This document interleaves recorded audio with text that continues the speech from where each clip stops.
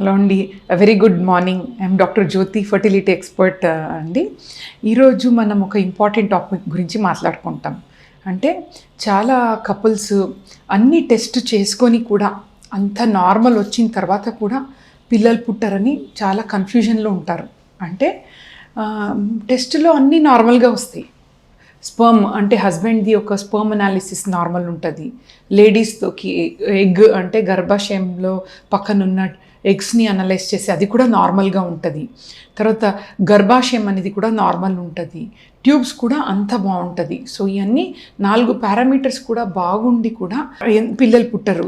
Doctors అందరూ ఎప్పుడూ వెళ్తూ ఉంటే అంత బాగుంది అని టెస్ట్ చూసి చేస్తారు.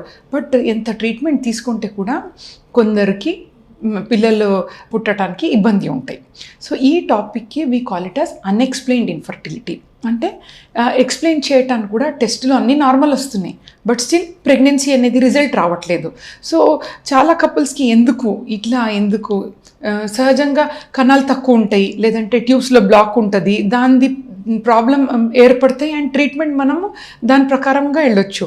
But when everything is fine, still pregnancy అనేది ఒక సమస్య ఉన్నప్పుడు we call it as unexplained infertility. ఒక 100 పేషెంట్ చూస్తే అండి 25% హస్బెండ్ కణాల్లో ప్రాబ్లం ఉంటాయి, ఇంకా 25% లేడీస్ కణాల్లో ప్రాబ్లం ఉంటాయి, ఇంకా ఒక 25% ట్యూబ్స్, ఎండోమెట్రియోసిస్ ఇవన్నీ ఉంటాయి.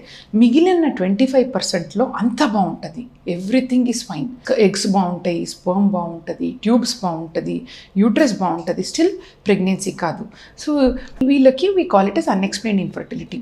యాక్చువల్లీ ప్రాబ్లం ఎక్కడ అవుతుందంటే అండి, నార్మల్గా వాళ్ళు ఎగ్స్ ఇక్కడ రిలీజ్ అయ్యే టైంలో ఓవ్యులేషన్ అంటారు. ఆ టైంలో హస్బెండ్ కలిస్తే స్పర్మ్ వెజైనాలో డిపాజిట్ అవుతుంది. బట్ అన్ని స్పర్మ్స్ గర్భాశయం ద్వారము మూసుకొని ఉంటే అండి, స్టినోసిస్ ఆఫ్ సర్విక్స్ అని చెప్తాం, ఒక్కొక్కసారి మూసుకొని ఉంటే అది గర్భాశయం లోపల వెళ్ళదు, స్పర్మ్స్ అన్నీ బయటకు వస్తాయి అనమాట. This is one of the factor. Sperms అయితే మంచిగా ఉంది, ఎగ్స్ కూడా బాగుంది, బట్ అవి 2 ట్యూబ్స్లో కలవాలి. ఎటువంటి అయినా చిన్న మైక్రోమాలిక్యులర్ డిఫెక్ట్ ఉందనుకోండి, సో ఎగ్ స్పర్మ్ కలవదనమాట.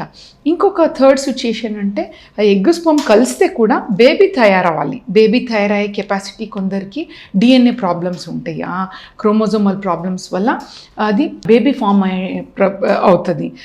ఇంకా కొన్ని సిచ్యుయేషన్లో బేబీ ఫామ్ అవుతే కూడా ఈ గర్భాశయంలో అతుక్కోవాలి బేబీ, అంటే ఇంప్లాంటేషన్ అంటారు. ఒక బేబీ రాగానే గర్భాశయం ఏమవుతుందంటే సాఫ్ట్ అవుతుంది.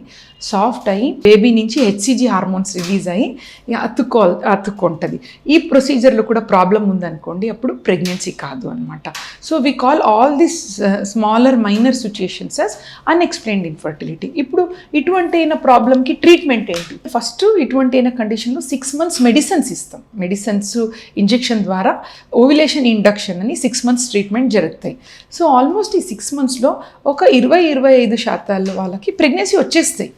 సో మిగిలిన వాళ్ళు గోలితో కొందరికి కాదు. నెక్స్ట్ మేము ఏం చేస్తామంటే, గర్భాశయం ద్వారము మూసుకొని ఉంటుంది కదా, దాన్ని కొంచెం ఓపెన్ చేసి ఐఓఏ పద్ధతి, అంటే హస్బెండ్ స్పర్మ్ని ప్రాసెస్ చేసి గర్భాశయం లోపల ఒక చిన్న ట్యూబ్తో ఎక్కిస్తాం అనమాట. అది పెయిన్లెస్ అండి, అసలు పెయిన్ ఉండదు ప్రొసీజర్కి. సో ఇది ఒక 3 to 4 times చేయాల్సి వస్తుంది. ఐఓఏ అనేది ఫస్ట్ మంత్ కొందరికి ఒక 20%కి ప్రెగ్నెన్సీ వస్తాయి, సెకండ్ మంత్లో ఇంకా 20%కి వస్తాయి, థర్డ్ మంత్లో ఇంకా 20%కి వస్తాయి. So most of them around 70%కి ట్యాబ్లెట్ ఐఐ ద్వారా ప్రెగ్నెన్సీ వచ్చేస్తాయి అన్నమాట. ఇంకా మిగిలిన ఒక 25%కి ఈ ట్యాబ్లెట్ కానీ ఐయుఐ ద్వారా కూడా ప్రెగ్నెన్సీ అందదు. So it becomes very tough for the patient. So చాలా కౌన్సిలింగ్ అనేది వెరీ ఇంపార్టెంట్. వాళ్ళకి ఉన్నది నిజం ట్రాన్స్పరెంట్గా చెప్పాలి, ప్రాబ్లం ఏంటి, ఎందుకు కాలేదని. దెన్ మోస్ట్లీ ఇటువంటి అయిన ఐయుఐ కూడా ఇన్నిసరి సక్సెస్ కాలేదంటే నెక్స్ట్ టెస్ట్ ట్యూబ్ ఐవీఎఫ్ పద్ధతి will really help this couple అండి. ఇక్కడ ఏం చేస్తాము, ఏదేది ప్రాబ్లమ్స్ ఉంటాయో అవన్నీ మనం ఎగ్స్ బయట తీసి, హస్బెండ్ స్పర్మ్ బయట తీసి బేబీ ఫామ్ చేసి మనమే గర్భాశయంలో ఇన్సర్ట్ చేస్తామన్నమాట. సో ఇది ఫైనల్. అంటే అన్ని మెడిసిన్స్ వాడి కూడా ఫలితం లేకపోతే, ఐయుఐ చేసి కూడా ఫలితం లేకపోతే ఈ ప్రొసీజర్లో ప్రెగ్నెన్సీ వచ్చే ఛాన్సెస్ మంచిగా ఉందండి. Thank you so much.